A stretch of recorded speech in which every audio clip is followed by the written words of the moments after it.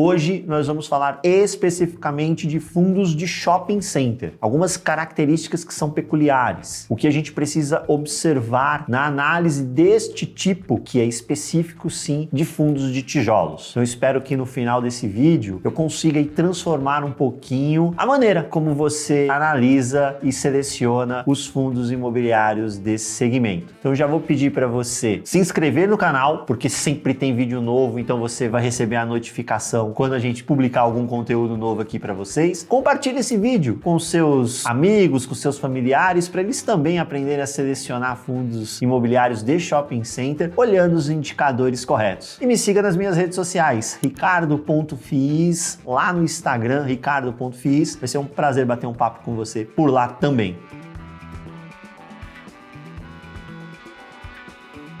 Então vamos lá, começando com os fundos imobiliários de shopping center. Para começar, eu já digo que é um dos meus segmentos preferidos. Porque quando a gente observa historicamente, shopping center ele tem uma capacidade muito forte de repassar a inflação nos seus contratos de locação. Mas antes de a gente entrar especificamente nessa questão do como funciona o contrato, de uma loja de shopping center, vamos primeiro entender como funciona o aluguel do shopping center, porque ele é diferente do aluguel de um escritório ou de um condomínio logístico. Então vamos lá. Quando você tem lá um escritório office ou um ativo logístico, você cobra este aluguel reais por metro quadrado, né? Então você fecha lá, por exemplo, um escritório R$150 por metro quadrado, R$100 por metro quadrado, R$200 por metro quadrado, dependendo da região, obviamente, e da tipologia. Logístico, R$20, R$25, R$15 o metro quadrado. Então o aluguel é sempre nesta métrica, reais por metro quadrado. O aluguel do shopping center, ele vai ter uma diferença. Você tem a métrica reais por metro quadrado também. Só que esta métrica reais por metro quadrado, ela é para o chamado aluguel mínimo. Porque o shopping center também tem o chamado aluguel variável, que eu vou pôr um percentual aqui e você já vai entender por quê. A loja de shopping center, ela paga o aluguel como se for um percentual sobre a venda. Então você vai combinar com o lojista, por exemplo, olha, você vai me pagar 5% sobre a sua venda. Mas a gente vai ter um piso, um mínimo. Menos do que este valor, eu não alugo a loja para você. Então, o aluguel do shopping center, ele é uma proxy, é uma variável da venda. Quanto mais a loja vende, mais aluguel o shopping recebe. E se você pega um mês ruim, tem um valor mínimo. Então, vamos pegar um exemplo aqui, Com exemplo sempre fica mais fácil. Vamos imaginar que você combinou com esse lojista aqui, 5% da venda dele será o aluguel. E aí, ele vendeu 400 mil no mês. 5% daqui vai dar 20 mil reais, certo? Ele vai pagar 20 mil reais para você. Mas você combinou com ele que o aluguel mínimo dessa loja era 23 mil. Então ele vai te pagar quanto? 23 mil. Ele não vai te pagar os 20 mil. Ele vai te pagar os 23 mil. Aí no mês seguinte, ele foi e vendeu 500 mil. Melhorou a venda dele. 5% de 500 mil, 25 mil.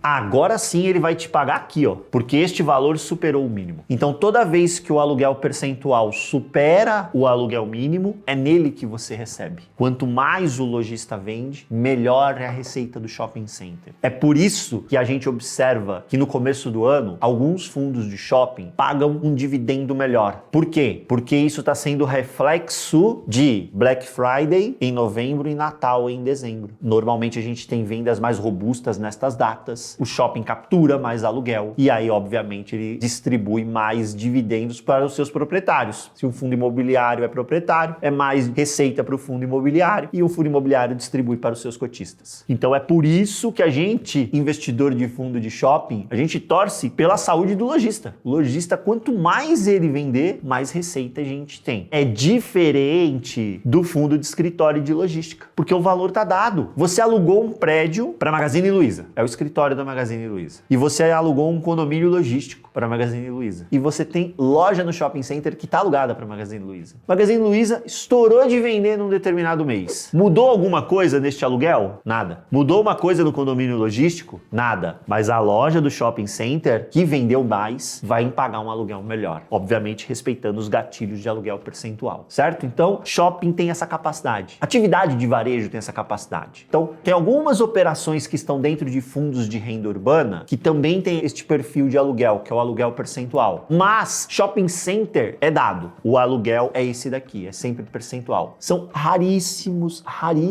os casos em que uma loja não paga aluguel percentual, ela paga só um aluguel fixo. E quando ela faz essa exigência, porque ela não quer abrir a venda dela, ela acha que é estratégico, então ela não abre a venda dela. Você pode ter certeza, o shopping ele vai cobrar caro nesse aluguel por metro quadrado. Uma ou outra situação ele até vai topar. É bem difícil isso acontecer. Ele pode até topar, mas se ele topar, esse aluguel por metro quadrado será muito mais alto do que se ela simplesmente aceitasse esse mix aqui. Olha, é um percentual sobre a venda ou o mínimo dos dois, o que for maior. É sempre esse o racional que o shopping cobra. Então, o primeiro passo foi identificar a maneira que o shopping recebe aluguel. É diferente de prédio e de logística. Outro fator que eu chamo a atenção em shopping center é que shopping center ele possui outros bolsões de receita que são sim importantes para o resultado total do empreendimento, diferentemente do que ocorre com logística e do que ocorre com escritório. Então, vamos lá, mais uma vez. Logístico e escritório, office. Você tem basicamente o aluguel da ABL. Lembrando, o que é a ABL? Área bruta locável. Tem o aluguel da ABL. Essa é a receita que ele tem. E no shopping center? No shopping center você tem também o aluguel da ABL, que eu vou chamar aqui das lojas, tá? Só que fora isso, você tem receita de estacionamento. A receita de estacionamento, ela já foi mais importante do que ela é hoje. Os novos modais, principalmente nas grandes cidades de transporte, permitem que as pessoas frequentem o shopping center sem necessariamente ter que ir de carro. O próprio método que a gente escolheu para construir os nossos shopping centers no Brasil, diferente do que acontece nos Estados Unidos, por exemplo, os nossos shoppings eles estão incrustados no meio dos centros urbanos. Então a pessoa chega de transporte público, os próprios carros de aplicativo fizeram com que muitas pessoas passassem a frequentar shopping center utilizando este tipo de transporte, até porque o próprio shopping também mudou um pouco o mix, tem muito restaurante, aí a pessoa quer ir para o restaurante, quer curtir, às vezes quer beber alguma coisa que é alcoólico, se dirigir vai dar bobagem, então ela prefere pegar algum carro de aplicativo, ou táxi, etc. Mas ainda assim, o estacionamento é uma receita relevante. A gente fala em alguns shopping centers, ele representando o resultado total do shopping, algo como 15% até 20%. Já chegou a ser 30% do resultado do shopping. Esse número diminui um pouco, para alguns shoppings mais, outros menos, mas a gente tem números mais ou menos nessa faixa. Então veja que é importante para o resultado do shopping. Fora isso, shopping center tem uma receita que a gente chama de receita de mall. O que é essa receita de mall? É bem simples, quando você está andando ali no shopping center e não tem aqueles quiosques que estão ali no meio, aquilo não é uma loja. Então, estas atividades, inclusive, elas são itinerantes. Às vezes, numa determinada época do ano, Natal, colocar decorações de Natal. Alguns corredores que ele tinha quiosque ao longo do ano, ele tira o quiosque temporariamente, né, desloca para outro canto. Enfim, não é uma ABL fixa, é uma ABL mais itinerante. Você tem uma rotação maior de lojistas, inclusive. Então, receita de mall é o famoso quiosque, por exemplo. Fora isso, tem mais. Tem receita de mídia. Aqui está uma grande aposta que eu tenho para crescimento de receita de shopping center. Shopping center tem um público trafegando ali, que é um público grande, e é um público com um poder aquisitivo interessante, principalmente em determinadas operações. Observando a média nacional, independente do shopping center, com certeza o público tem um poder aquisitivo que, para algumas marcas, é importante vocês se expor a este público. E aí vem a receita de mídia. E a receita de mídia também está mudando ao longo do tempo. Há alguns anos atrás, a receita de mídia era o quê? Você parava na frente do elevador do shopping center e o elevador estava envelopado com uma propaganda de alguma loja do shopping ou de alguma loja que fica nas cercanias, alguma marca que está fazendo um lançamento de um carro, condomínio de apartamentos que está na região, eles colocam a propaganda, enfim, estava envelopado no elevador. Banheiro, mídia colocada no banheiro. Hoje, a tecnologia permitiu você multiplicar a tua capacidade de fazer receita de mídia. Por quê? Porque ao invés de você envelopar o elevador, você coloca um painel e aí ao invés de você vender para uma marca esta mídia, no painel você vende para várias e ela fica rodando. Esse painel pode estar dentro do elevador, aquelas televisões, ou ele pode estar no meio do mall, do shopping, onde as pessoas trafegam. Tenho certeza que você já visitou um shopping que tem aqueles telões gigantescos e as propagandas estão rolando ali. Tudo aquilo ali é receita para o proprietário do shopping, é receita de mídia. Então veja, enquanto enquanto o condomínio logístico e o escritório, eles vivem basicamente do aluguel, o shopping center, ele também tem o aluguel é a principal fonte de receita, não tem a menor dúvida. Receita de estacionamento é relevante ainda assim para shopping center. Fora isso, ele tem a receita de mall, que são os quiosques, e tem algumas outras utilidades que estão rolando aí. Por exemplo, o estacionamento, já que ele não é mais tão importante assim, muitos estacionamentos estão cedendo espaço para poder fazer algum evento, alguma coisa do tipo, isso é cobrado. Alguns exemplos, eu já vi comerciais sendo gravados em estacionamento de shopping center. É receita para o shopping. E a receita de mídia, que são essas telas digitais. Hoje a maior parte, com certeza, vai migrar para esse modelo, essas telas digitais, porque você consegue fazer muito mais receita. Esta linha tende a crescer, na minha leitura, dentro da demonstração de resultado da DRE dos shopping centers. Então veja, quando você analisa shopping center, você precisa ir além do valor de aluguel. Você tem que observar todas essas questões. Tem shopping que é mais forte no estacionamento, tem shopping que é mais forte em receita de mídia, tem shopping que é mais forte em receita de mall. Cada caso é um caso. Não tem receita de bolo. O importante é a gente analisar e entender onde estão as fortalezas e onde estão as fraquezas de cada equipamento, de cada shopping center. Pô, Ricardo, realmente é um mundo diferente esse negócio de shopping center. Tem muito mais elementos do que simplesmente o aluguel das lojas, de fato. É uma operação que transcende o real estate, o imobiliário. Porque a operação de imobiliário para renda é um tanto quanto intuitiva. É alugar, receber a renda, alugar e receber a renda. Aqui, shopping center, a gente fala de operação de varejo. E aí você tem uma série de cuidados adicionais. Eu vou chamar a atenção para um fator bem interessante. Vocês já devem ter visto aqui o vídeo que eu gravei falando de fundos de fundos. Se você não viu, tem um vídeo tratando só de fundos aqui. E lá eu faço vários contrapontos. Muitos investidores falam, eu não invisto em fundo de fundos porque eu pago duas taxas de administração. Aí ele fala isso e compra uma cota de shopping center. Parabéns, você está pagando duas taxas de administração. Mas como assim, Ricardo? Você está pagando. Sabe por quê? Você paga DM gestão para o FII, não paga? Paga. Mas você sabe quem negocia as lojas? Quem é que negocia aquelas receitas de mídia? Quem decide onde vai ficar cada quiosque? O contrato do estacionamento, porque tem uma operadora de estacionamento. Quem é que seleciona essa operadora, fecha o contrato? É a administradora do shopping. Pois é. Então o shopping center, ele tem um administrador, tem lá um superintendente, como se fosse o presidente do shopping, ele toma conta do shopping center, negocia com os lojistas, etc. E isso, quem paga isso daqui é o próprio shopping, é um pedaço da receita do shopping. Então quando você investe em FII de shopping center, parabéns, você paga duas taxas de administração. E ele é um investimento ruim por causa disso? Então é só pra gente desmistificar essa questão de, eu pago duas taxas, então eu não quero. Então se você tem essa cabeça pro FOF, você também tem que ter a mesma cabeça pro shopping center, porque é a mesma coisa, que você também paga duas. E eu garanto para você, assim como lá no FOF você encontra bons investimentos, consegue fazer bons investimentos, aqui você também consegue fazer ótimos investimentos pagando essas duas taxas e você precisa das duas. Agora a gente vai para as variáveis, que eu analiso de variáveis deste bicho que é o varejo, olhar para um shopping center e falar, ele tá indo bem, já teve dias melhores, vai ter mais dificuldade, tá dando sinais de que vai dar dificuldade. Quais são essas variáveis? Então lembre-se, dentro do universo de shopping center, você tem um negócio venda, aluguel, resultado.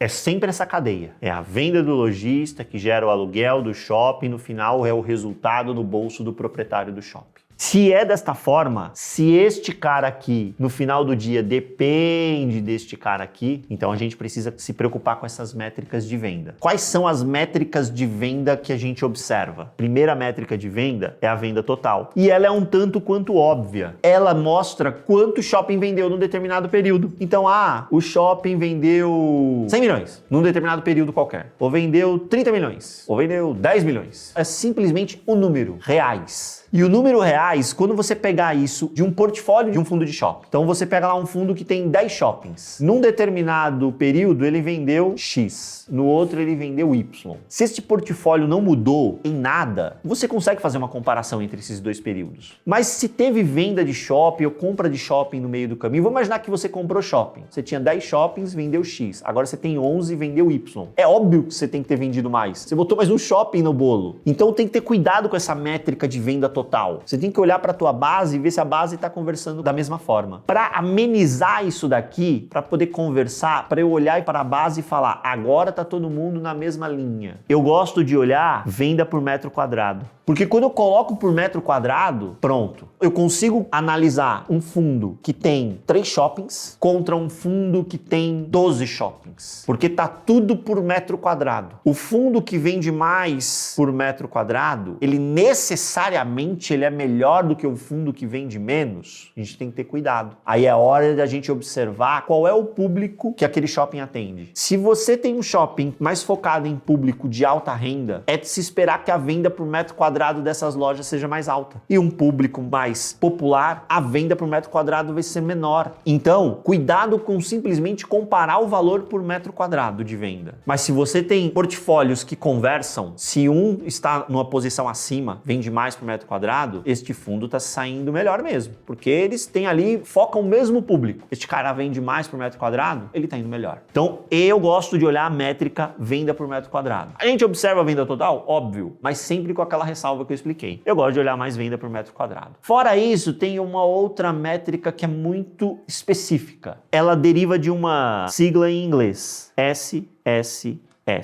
Same Store Sales. No bom e velho português, vendas de mesmas lojas. O que é que essa métrica aqui mostra? O SSS, vendas de mesmas lojas. Como variou de um período para o outro as vendas das mesmas lojas que estavam no shopping nos 2 períodos. Mais uma vez, quando eu olho para a venda total, eu posso ter tirado uma loja que estava vendendo mal, algumas lojas que estavam vendendo mal, coloquei outras que estavam vendendo bem, e aí essa métrica de venda total cresceu, que legal, gestão ativa, mandei bem, mas ela cresceu porque eu tirei ali uma loja que estava capenga mesmo. Então, não foi simplesmente que os lojistas passaram a vender mais. Se eu tiro essas lojas novas da amostra, será que observando só a turma que estavam nos 2 períodos, eles estão vendendo realmente mais? Eu pego isso no SSS. Então aqui a gente observa só as mesmas lojas. Então, guarda o SSS porque ele vai conversar com outra métrica quando a gente chegar aqui nos aluguéis. Métricas de vendas, métrica de shopping. A gente tem que respeitar um negócio chamado sazonalidade. Operação de varejo é sazonal. O que isso quer dizer? A época do ano influencia o resultado. Se você pegar a venda por metro quadrado de um shopping em janeiro e comparar com a de dezembro, você vai falar, nossa, que horrível, caiu muito. Mas tinha que cair mesmo. 13º só acontece em dezembro. Em janeiro não tem mais. Pelo contrário, em janeiro começa a chegar o quê? IPVA, matrícula das crianças na escola, lista de material escolar, aquela beleza, IPTU. Então é óbvio que a venda em janeiro vai cair. Fevereiro, então, tem menos dias úteis, tem feriado e no carnaval o pessoal não quer nem saber de shopping center. Então, quando a gente vai comparar o resultado de um shopping ou de um fundo de shopping, a gente compara com o mesmo mês do ano anterior. É sempre com o mesmo período do ano anterior, porque aí eu respeito a sazonalidade. Então é Dia das Mães maio contra Dia das Mães em maio, Black Friday contra Black Friday, Natal contra Natal e assim por diante. Sempre os mesmos meses, para eu respeitar a sazonalidade. Bem, vamos lá, já passamos pelas métricas de venda, hora das métricas de aluguel. Não muda muito, gente. Se eu tenho venda total, eu tenho o aluguel total. Então eu observo qual foi a receita total de aluguel que o shopping recebeu.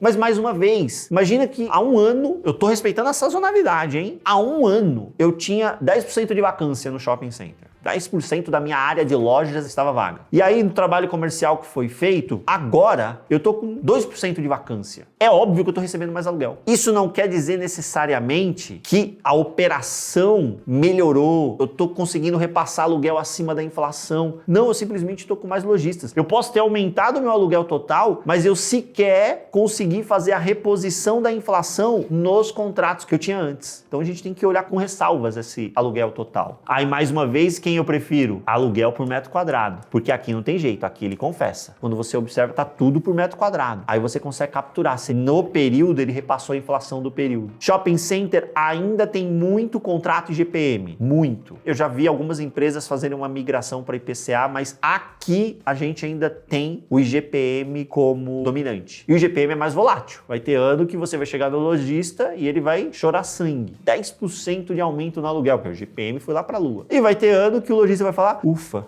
O GPM veio 1%. 12 meses veio 1%. E o aluguel dá só um totozinho. O GPM é mais volátil. Então, GPM é mais volátil. Este analista tem a preferência pelo IPCA, mas a gente espera que um dia a indústria acabe migrando mais para o IPCA nos contratos. A gente consegue capturar melhor esta capacidade de repassar a inflação na métrica de aluguéis por metro quadrado. E se eu tenho as vendas de mesmas lojas, eu também terei o que? Same Store Rent, aluguel de mesmas lojas. Mesma coisa, pessoal, mesma coisa. Só que ao invés de eu olhar para a venda, eu olho para aluguel. Eu estou comparando a evolução do aluguel de um período para o outro, respeitando a sazonalidade. Então, por exemplo, abril contra abril, segundo trimestre contra segundo trimestre, primeiro semestre contra primeiro semestre, 2018 contra 2023, sempre mesmo período. Então eu falei ano cheio, semestre, trimestre, sempre assim. Nunca pega um mês contra o mês anterior. Das lojas que estavam nos dois períodos. Agora eu tô olhando para que métrica? Para o aluguel. Para saber se esse lojista que passou, vamos imaginar que é abril contra abril, ele ficou um ano comigo. Como é que se comportou o aluguel? Eu consegui repassar a inflação do período? Por quê? Lembra que o aluguel, ele é um percentual sobre a venda ou ele tem um mínimo, reais por metro quadrado. Aquele mínimo, ele é corrigido anualmente. Aquele mínimo, ele é corrigido pela inflação que foi combinada entre proprietário e locatário. É o IPCA, é o IGPM, então o mínimo é corrigido. O percentual, você está esperando o quê? Que o lojista venda mais todo ano, que a venda dele cresça no mínimo pela inflação. Então, este percentual, ele é naturalmente corrigido.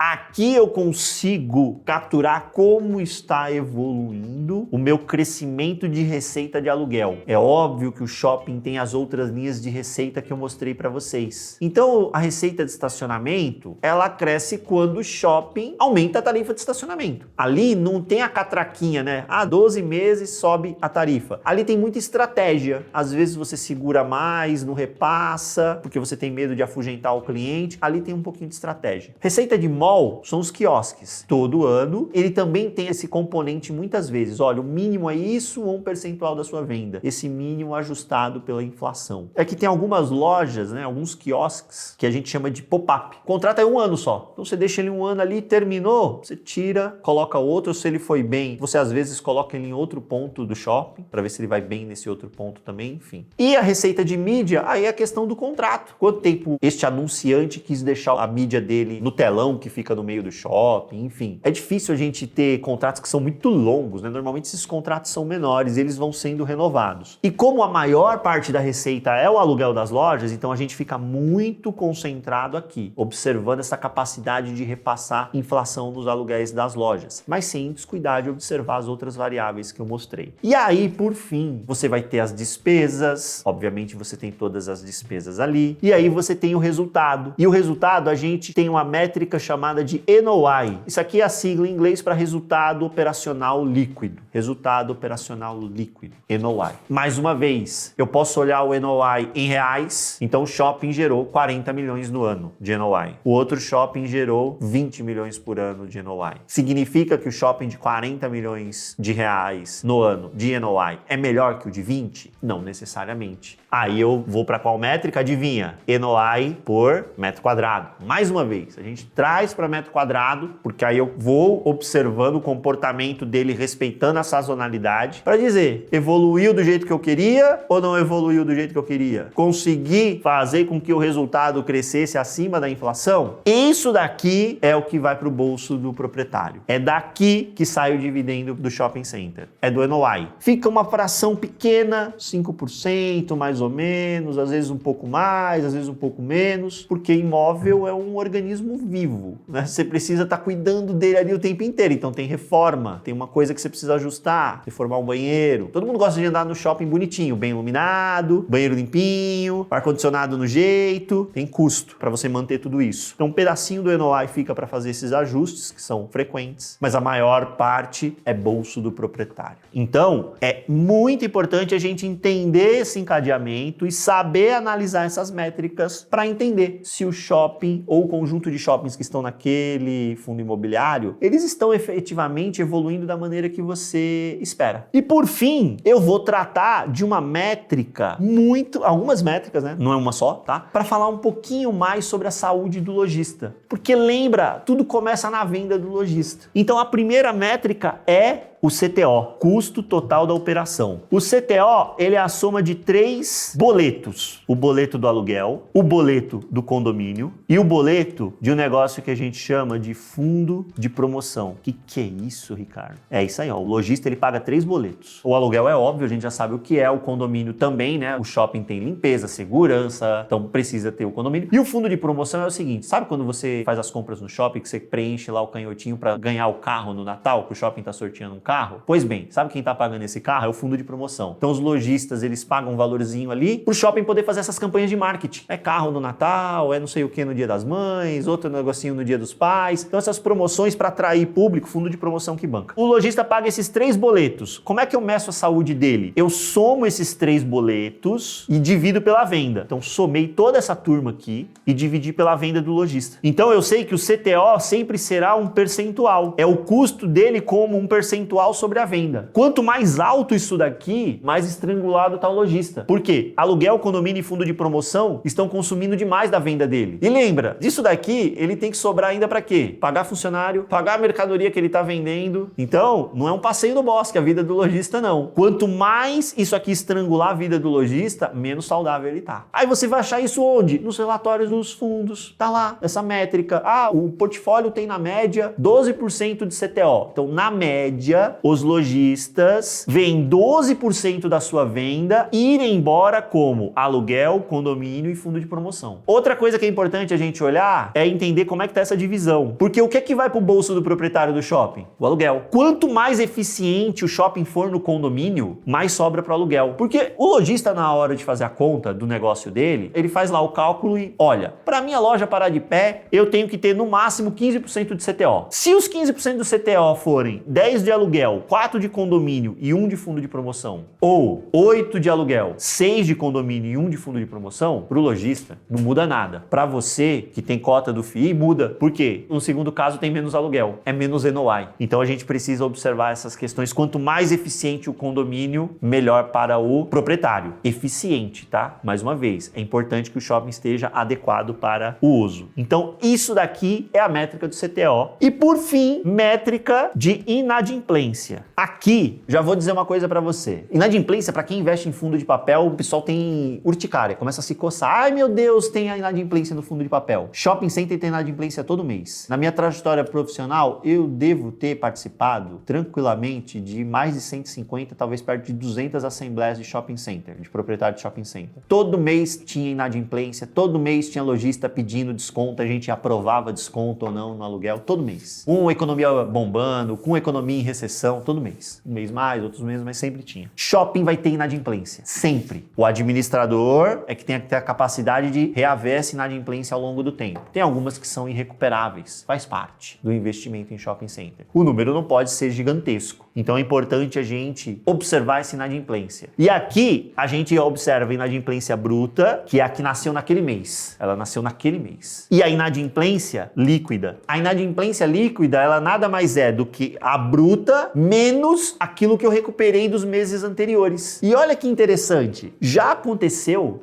em várias vezes, e se você abrir relatório de fundo de shopping, você vai ver isso, inadimplência líquida negativa. Mas como é que é uma inadimplência negativa? É simples. Vamos imaginar que neste mês ficou na mesa, eu não recebi 100 mil reais de aluguel faturado. O shopping é pequenininho, 100 mil eu não recebi. Então isso aqui está em atraso. É a minha inadimplência bruta. Mas eu recebi, recuperado, 110 mil. Toda vez que eu recuperar mais do que ficou na mesa no mês, a minha inadimplência líquida ela é negativa. Então inadimplência líquida negativa é bom. É sinal que eu consegui recuperar mais dinheiro dos meses anteriores do que ficou inadimplente no mês atual. atual. Então isso daqui é inadimplência líquida negativa que você já viu em vários relatórios. Talvez você não soubesse o que era, agora você sabe interpretar o que é essa inadimplência líquida negativa. E pra gente finalizar, vacância. Vacância, o sonho dourado do proprietário de imóvel é o quê? Vacância zero. Esse é o sonho dourado. E ela é um tanto quanto comum em escritório. Você encontra portfólios que tem vacância zero. Você encontra ativos que tem vacância zero, tranquilamente. Condomínio logístico, idem. Você vai encontrar condomínio logístico que tem vacância zero. Mas você não vai encontrar shopping center que tem vacância zero. Shopping não tem. Shopping sempre vai ter alguma vacância. Sempre tem aquela loja estratégica porque tem aquele lojista que você quer demais colocar no shopping e você está esperando o plano de evolução de negócios dele, cogitar a possibilidade de, vou abrir uma loja nesse shopping. Quando chegar nessa hora, você tem que ter algo para oferecer para ele. A rotação de lojistas no shopping é natural, faz parte, o turnover de lojista faz parte. Então, ter vacância em shopping não é necessariamente ruim, faz parte do negócio. Você não vai encontrar shopping 100% ocupado, não vai encontrar. 1% de vacância, 2%, 5% de vacância, normal. Quando começa a ir para 2 dígitos, 10% de vacância, luz amarela. Aí a gente começa a ter algum problema, isso começa a impactar com mais força o resultado do shopping. Mas, enquanto está controlado, é natural você ter alguma vacância. Bem, esta chuva de métricas de shopping center para você selecionar melhor os seus fundos imobiliários desse setor. Espero que você tenha gostado do conteúdo. Coloca aí nos comentários que métrica você não conhecia, que você aprendeu por conta desse vídeo, que tipo de conteúdo você quer, o que você está sentindo falta. Se for fundo imobiliário, eu vou trazer aqui para você. Muito obrigado, até a próxima, um grande abraço.